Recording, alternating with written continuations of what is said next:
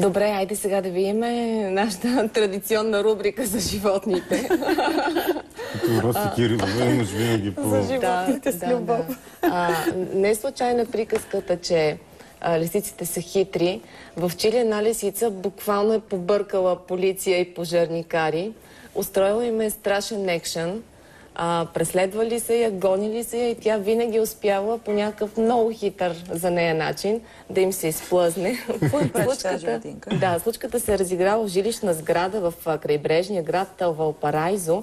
Служители са забелязали животното и повикали огнеборците, за да го хванат и да го върнат в естествената му среда. Лисицата обаче многократно успяла да избяга и да надхитри хората, дори успяла и да охапе.